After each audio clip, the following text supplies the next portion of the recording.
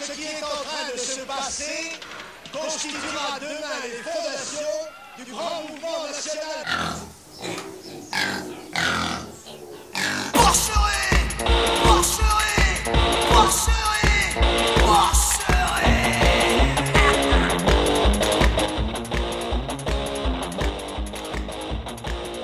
Donc la RAF, donc résistance anti-fascisme, hein, on a choisi un truc extrêmement simple.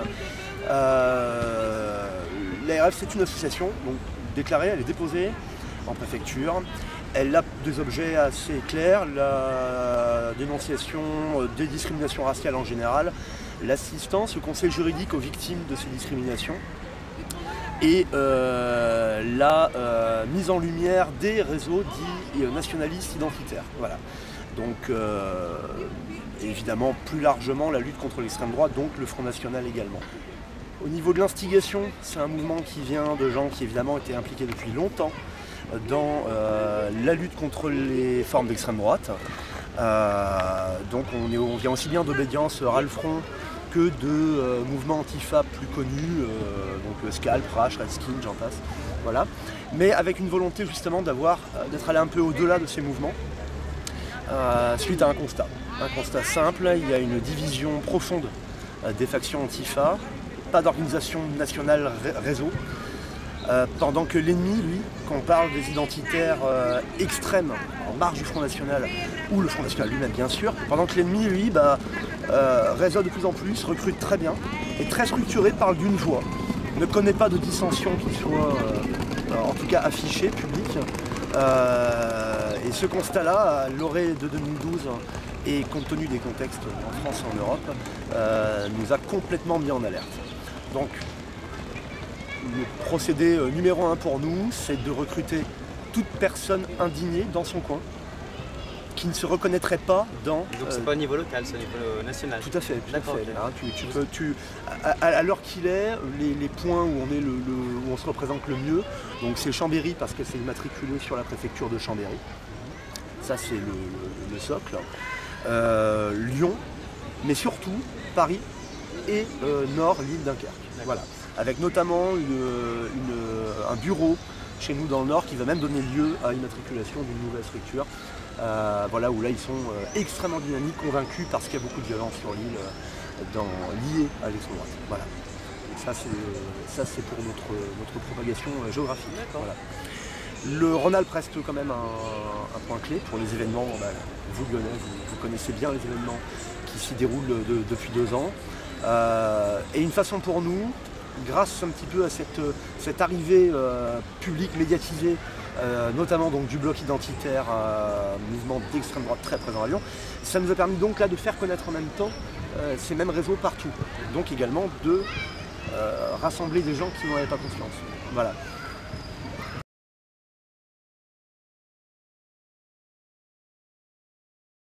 Mais on a grosso modo 3 moyens d'action. D'abord, on est une association déposée. Donc nous, on peut se pourvoir en procès.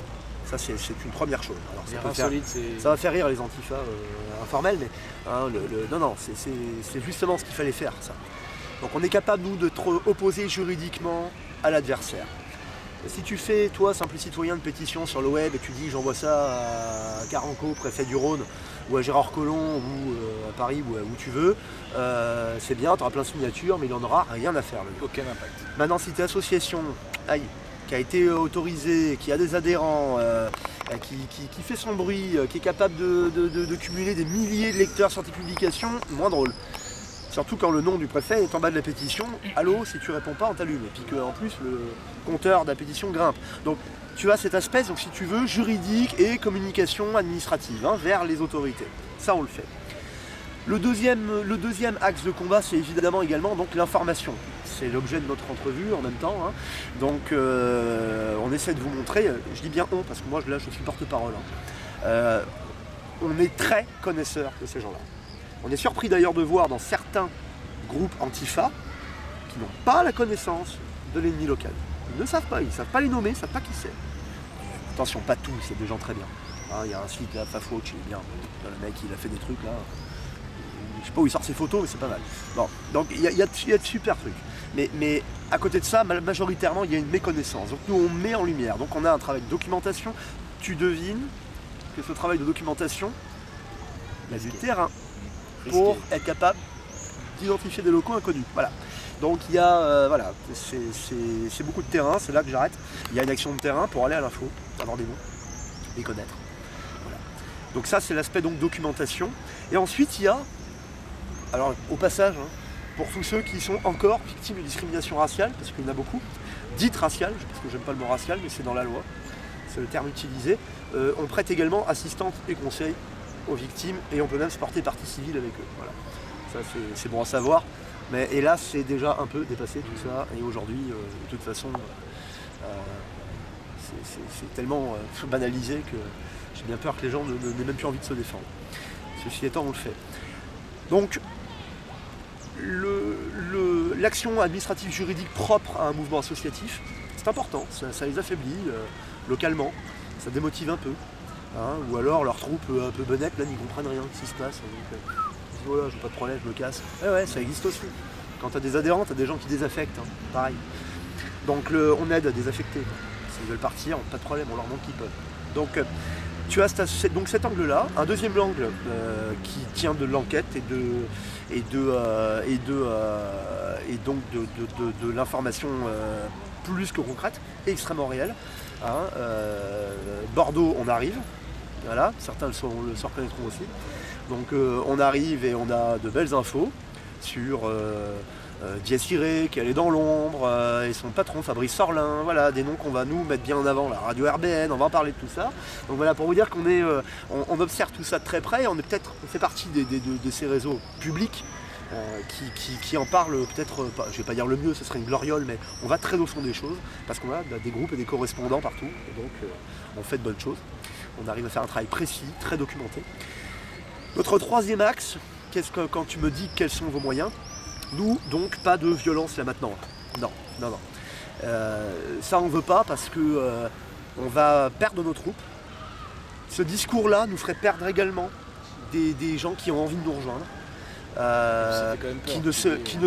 Oui, mais ça fait peur et puis les gens peuvent ne pas s'y reconnaître. Et nous, on veut que les gens se reconnaissent dans ce mouvement, c'est le mouvement de tous. Hein. On a un slogan qui est vous tous partout. Hein. Donc voilà, ça me paraît plus que clair.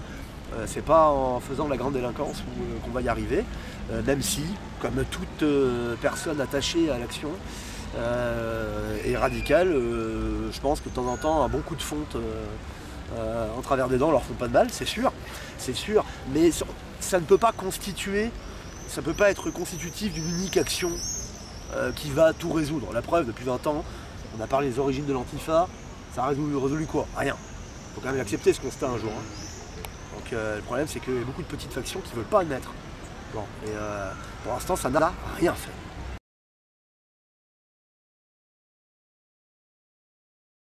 La discussion avec les Antifa, elle est bien sûr souhaitée, bien entendu. Le constat qui a été fait, et ça a été une surprise, moi je ne m'y attendais pas nécessairement, le constat qui a été fait, c'est que nous on s'est posé comme apolitique. Alors apolitique parce que de fait on est de gauche, je vous le disais tout à l'heure. Forcément, quand l'UMP est complètement devenu pro-fasciste là, et que après tu as l'extrême droite, forcément tu finis vite à gauche. Le centre, j'en parle même pas, je m'en fous. Voilà. Donc de toute façon, tu es naturellement de ce bord-là.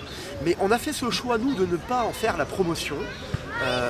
Que tu sois PS, que tu sois PC, que tu sois ANAR, que tu sois LCR, NPA, j'en passe et des meilleurs, ou Front de Gauche.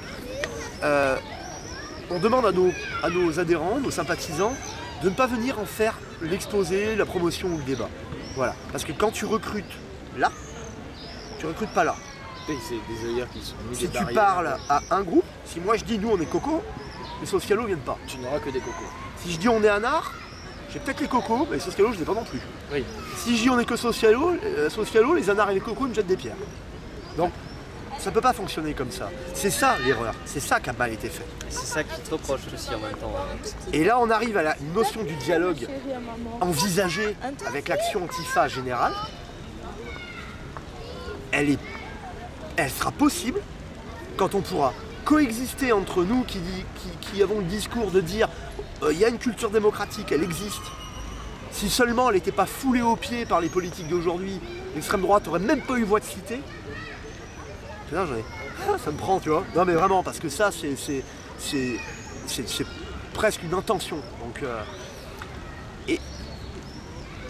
Donc il y a ce discours qui est le nôtre, et de l'autre côté, et ça c'était une découverte vraiment, hein, même si je connaissais ce milieu pour en avoir plus ou moins fait partie, je pensais pas que c'était des milieux antifa devenus si radicaux sur l'étiquette politique, la marque déposée, le brevet.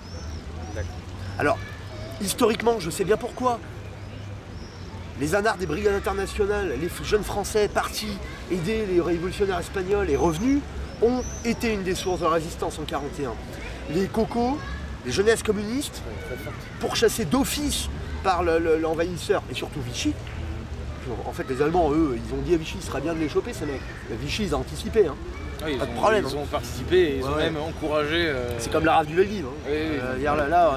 Les Allemands, ils ont à peine demandé que c'était déjà fait. Quoi. Ils étaient surpris d'ailleurs. Bien sûr, non, mais on est capable en France d'avoir un régime fasciste autonome, il faut comprendre ça. Hein. Oui. Il ne suffit pas d'un occupant. Hein. On n'est pas que victime. On est bien d'accord. Et bien entendu, ils ont raison, ces gens-là ont été dans les premiers à prendre le maquis. Ok. Mais oser dire qu'ensuite, la résistance antifasciste, je fais exprès de dire ça, parce que là, vous savez pourquoi on a mis résistance devant, c'est qu'on est très inspiré par celle de 41. Dire qu'ensuite, il n'y a eu que ça dans la résistance contre Vichy et le nazisme, c'est une aberration historique. S'il n'y avait pas eu des indignés de tous bords, tous ces anonymes qui s'étouffent dans leur coin et qui ne savent pas quoi faire de leur indignation, je dirais putain, j'en fais quoi? Je parle à qui? S'il n'y avait pas eu ces gens-là, il n'y avait pas de résistance contre le fascisme à l'époque. Donc, aujourd'hui, je me rends compte qu'il y a certes une excellente référence historique et éventuellement politique, mais elle est absolument insuffisante pour établir une résistance physique et concrète contre... Qui fédéralise en fait, si tu veux. Exactement. On ne peut pas dire je suis proto-communiste ou anard et stop, ça y est, la résistance c'est moi. Mais non. Alors c'est exclure les adhérents que moi donc j'ai, nous c'est 17, enfin 18 pour les adhérents officiels, hein, mais en sympathisant on a quelques jeunes aussi. Nous c'est 17 à 87 ans. Je ne donnerai pas de nom, mais ici même à Lyon, j'ai à la fois des gens qui sont étudiants, j'ai des gens de 58 ans, elle va se reconnaître elle, parce qu'elle est hyper active. Et voilà, j'ai en Alsace des gens donc de 84 ans, une dame, Suzanne, salut, dont les parents ont connu la Shoah, qui nous rejoint. Alors bien entendu, on va me dire ouais mais elle va pas prendre la batte elle. Ouais mais elle ouvrira la porte, si demain on doit courir. On saura où elle est. C'est important. Bien sûr. Et elle nous donne du poids. Parce que c'est sacrée validité d'avoir des gens comme ça. Donc pour toi, ce qu'il faudrait, c'est vraiment renforcer les réseaux quoi, et sortir des étiquettes politiques. Le maillage géographique que notre association est déjà en train de construire. Voilà. Spot par spot. Bien entendu, c'est lié à la mise en lumière, à la violence des mouvances nationalistes dans ces endroits-là, ou les scores de l'extrême droite. Hein, voilà. Donc résultat, dans le Nord, on est vachement présent. C'est quand tu vois ce que font les identitaires lillois, les agressions multiples vers la gare. Hein. Bon. Et quand tu vois à côté les scores que fait Front National dans le Nord, nous on a un groupe terrible là-bas, de fait. Voilà. Hein, aussi sec, notre association, elle a parlé là-bas. Donc, encore une fois, ils vont se reconnaître. Donc le fait est que par contre, on a dans nos adhérents des anciens anards, des anciens cocos. Alors pas forcément de désabusés, mais qui disent politiquement je fais ce sport-là, et en même temps, le discours de cette association, il n'est pas idiot. Il n'est pas idiot, il y a une forme de radicalisme parce que nous, justement, on ne fait pas d'action violente maintenant. Et ça, moi je peux l'afficher pendant mes statuts, sur une vidéo ça ne me dérange pas. Nous, 2012, la marine elle passe au pouvoir. Non, pour nous elle ne sera pas. Tu ne reconnaîtras pas. Elle ne sera pas légitime. Non, pas légitime. Non. Moi je suis dans une république de droit. Donc tu ne supprimes pas le Conseil constitutionnel déjà. Elle s'est récemment dit contre le principe du Conseil constitutionnel. Non, je ne suis pas d'accord. Voilà. Tu fais pas de populisme à me dire que des gens qui n'arriveront pas à gagner leur vie vont devoir répondre tous les 3 jours par les urnes à des questions auxquelles ils vont rien comprendre et qui vont être interprétées. La peine de mort c'est niette pour qui que ce soit. Moi voilà, ça c'est parce que la France a fait ce travail de s'élever au-dessus de ces réactions populistes. Voilà. Et donc elle n'aura pas votre chapitre, parce que si elle annonce des mesures, elle ne nous dit pas comment. Un petit exemple pour la vidéo? Ouais. Elle dit, ce sera zéro immigration, je ferme les frontières. Ok. Moi, je pose une question à cette dame. Avant, elle, les frontières étaient bien fermées, pendant longtemps, l'immigration passait. Alors, quand elle dit zéro immigration, c'est quoi le moyen qu'elle va mettre en avant? Les milices. Voilà. On va faire le lien avec les identitaires, parce qu'elle sait beaucoup, dit ces derniers temps, le 1er mai, place de l'Opéra à Paris, il n'avait pas, paraît-il, droit à présence. On va vous faire un montage, nous, qui sort, là, parce qu'on était là. Qu'on a approché Marine Le Pen à 1,50 m, elle va voir sur les photos. Et ouais. Et encore une fois, certains adhérents Paris énorme vont se reconnaître. Voilà, on a pris nos risques.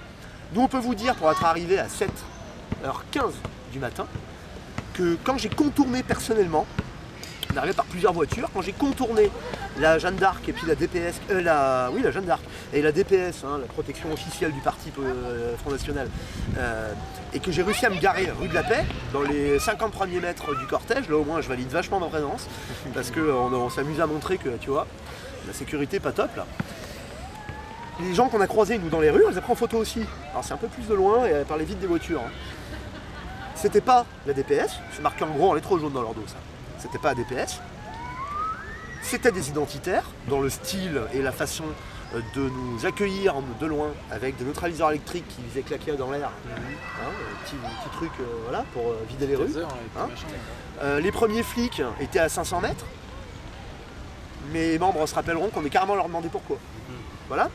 Par contre, quand on a été dans le cortège de gauche l'après-midi, en tête de ligne, là par contre il y avait des CRS qui encadraient tout. Quoi.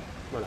Donc apparemment ces gens doivent s'approprier l'espace public, et quand elle dit il n'y avait pas de vulgairement skinhead, pardon pour ceux qui savent que moi je fais la distinction, mais quand elle dit il n'y en a pas, c'est pas vrai, ils faisaient le ménage dans les rues avoisinantes et les flics eux étaient à perpète. On a une photo en particulier, je ne sais pas si c'était des flics en civil qui allaient s'infiltrer ou si c'était ce qu'on appelle nous des FAF, franco-français, des FAF. Ou est-ce que c'était des FAF qui discutaient avec eux, mais on a pris une belle photo à la voleur marchande, beaucoup après d'ailleurs, où tu les vois avec les CRS. D'accord. Voilà. Et nous, tôt le matin, ils vidaient les rues. C'était pas ni des flics, ni la DPS du Front National, ni rien. Donc le risque majeur aujourd'hui, c'est quoi? C'est que, en fait, tout comme son père, elle ait des liens très clairs avec ses mouvements, et combien même elle ne les aurait pas, elle n'aurait pas de lien avec ses mouvements comme elle le dit, là, demain, 2012, là, ou 2017, 5 ans après, le pire arrive. Le pire arrive. Elle fait quoi de ces gens? Quand, dans l'état actuel des choses, ils peuvent faire violence dans une des 3 plus grandes villes de France, sans aucun problème. Il se passe quoi? Elle les arrête? Moi, je pose la question, j'aimerais bien voir ça. Je crois pas. Je crois qu'on a des milices. Je crois que vous avez les milices. Elles sont déjà là. Qu'elle sera obligée de les reconnaître avant que, éventuellement, elle lui fasse des problèmes. Voilà. Si elle ne les reconnaît pas d'office, la question, je la pose. Elle attaque tout le monde diffamation en ce moment, je l'attends. Voilà. La question, on est en droit de se la poser. Et là, ça va pas rigoler, parce que là, vous avez un appareil politique, et ensuite, Et la main de fer qui est derrière. ce fameux bloc identitaire que j'ai commencé à vous décrire brièvement, ça prendrait des plombes, et qui lui a maillé, il est là, il est violent, les gamins sont... Non mais attendez, 6 avril à Lyon là, 6 avril, pardon, à Villeurbanne, 2 gamins tractent pour les antifas locaux, pour la manif du 9, ils se font défoncer à coups de flashball, de barres et de battes, ouais, gomcon.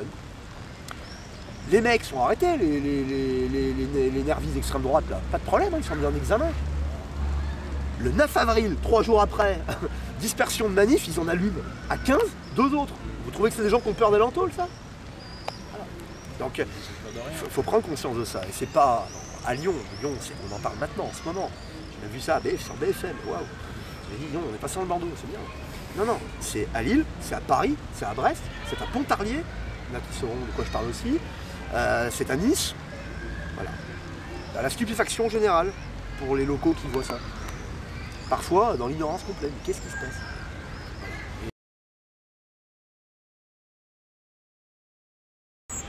À la limite, puisqu'ils ont des obédiences politiques derrière, eh ben faites plus de politique. Voilà. Puisque je ne pense pas qui vont... De toute façon, on ne leur demande pas de se dissoudre pour nous rejoindre. On est bien d'accord. Ils ont leur existence. Nous, quand des gens de chez eux viennent chez nous, on est bien contents. On écoute leur histoire, on leur dit, bon voilà, pas de problème, hein, nous, on n'est pas dans la rivalité. Mais ça enrichit... oui, ça, voilà, il n'y a pas de souci, tu as le droit. Puisqu'il y a des origines a priori anarcho, actuellement c'est le gros terreau, proto-communiste, tout ça. Bon, de toute façon, très extrême gauche, avec une espèce de force de proposition politique derrière. Mais quand on m'a dit, quand ces factions m'ont dit, tu n'as pas t'as pas de proposition politique derrière, non, c'est vrai. Non, c'est pas notre objet. Nous, on veut que la démocratie se maintienne contre l'extrême droite. Si eux veulent prendre le pouvoir, très bien. Moi, demain, c'est eux qui fascisent, c'est eux que je combats, quoi. Voilà. Donc, je crois pas qu'ils le feront, mais à la limite, je les laisse aller au pouvoir s'ils ont envie. À la limite, voilà, mon message, c'est arrêtez un peu l'action, parce que d'abord, quelle action? Je veux bien qu'il y ait des combats, bon, il n'y en a pas tant que ça. Je vois plus de gros attentats de l'extrême droite sur des pauvres passants à Lyon et ailleurs qu'autre chose. Je pense pas qu'il y ait vraiment de factions en face qui fassent le boulot. C'est mon avis, après peut-être qu'ils font des trucs secrets, mais je suis pas sûr. Voilà.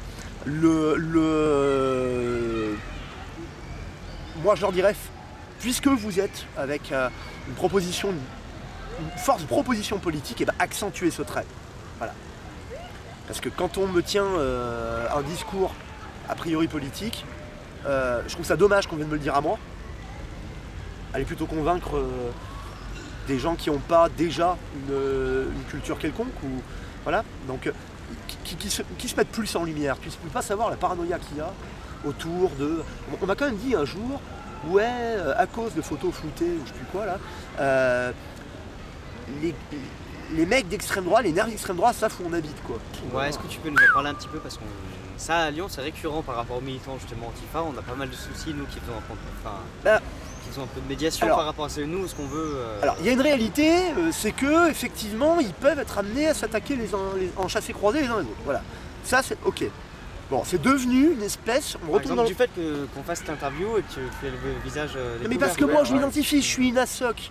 Mon association, elle a son siège 15 avenue de Verdun avec ses mains.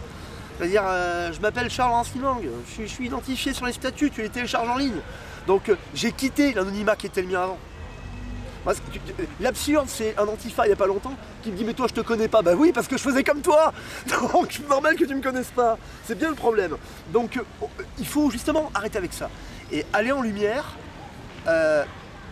moi j'ai tendance à dire faut pas politiser, on va mal recruter. Mais si ils y tiennent, politisez plus alors. Combien de gens voient un drapeau CNT ou CGA ou même Vorace, pour parler que de Lyon, ils ne savent pas ce que c'est. Mais communiquez plus. L'ennemi, alors attends, elle est bonne en plus. Pour prendre le bloc identitaire, là, l'ennemi quoi pour nous, tu vois. À Lyon, les mecs ils déposent déjà 4 ASSOC. Alors on a Jeunesse Identitaire, hein. On a Lyon Dissident pour louer le BKL, hein, voilà. On a Rock and Gun, alors non c'est Rock and Gun qui louait le BKL pour la musique là, donc voilà, donc ça c'était bloc identitaire. Lyon Dissident pour, je sais pas, d'autres trucs, voilà, Jeunesse Identitaire de Lyon, Reben, tout ça c'est déposé.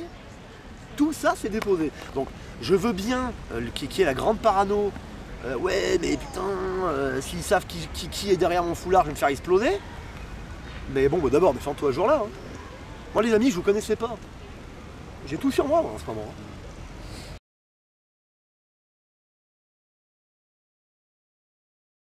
Okay. Donc alors les CRA, on a justement une pétition qui va démarrer contre les CRA, ça vient d'une de nos adhérentes lyonnaises.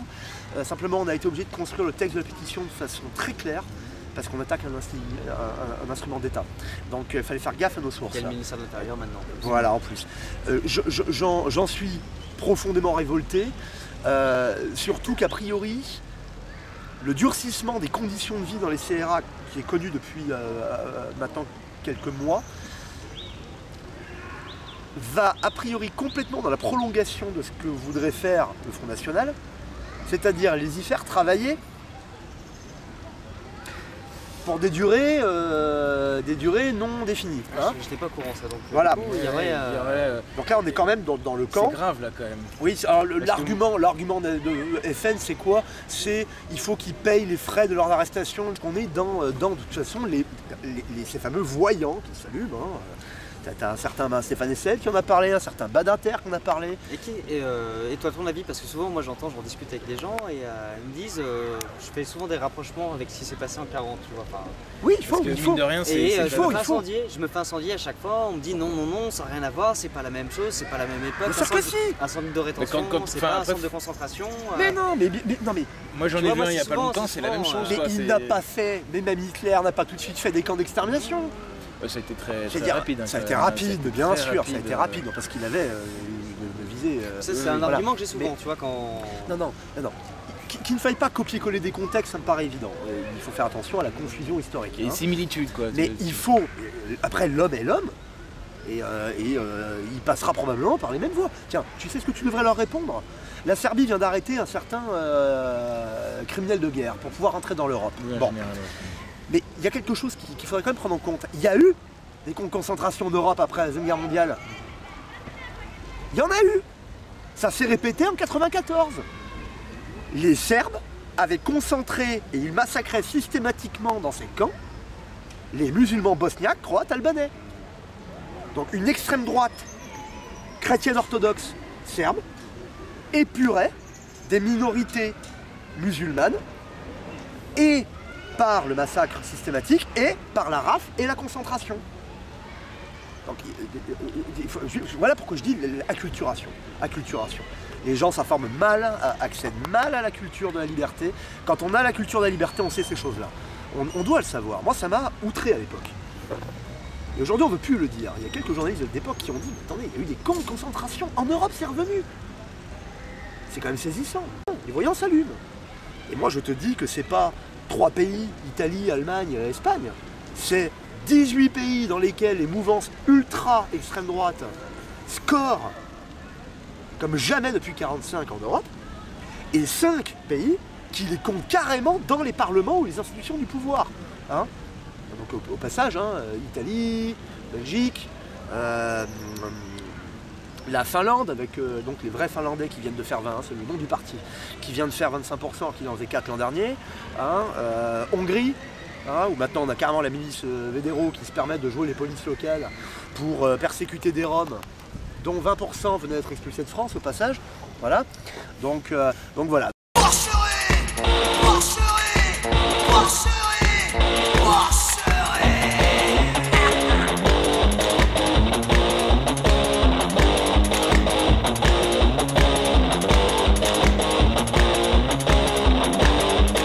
Le monde est une vraie porcherie, les hommes se comportent comme des porcs. De l'élevage en batterie à des milliers de tonnes de morts.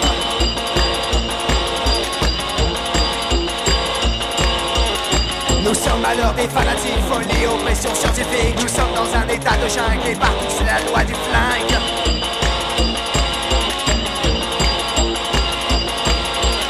Prostitution organisée, putréfaction, gerbe et nausée. Le tiers-monde crève, les porcs s'empivent, la tension monte, les chiens griffent.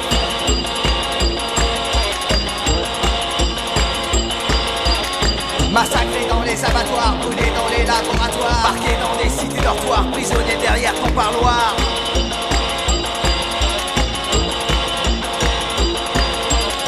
Et au Chili, les suspects cuisent dans les fours du gouvernement. En Europe, les rebelles croupissent dans les bunkers de l'isolement.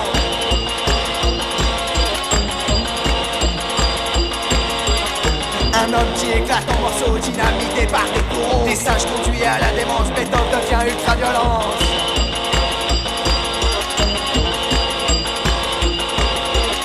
D'un côté le système monétaire, de l'autre l'ombre militaire. Il finit en règlement de compte à coups de schlag, le sang inonde.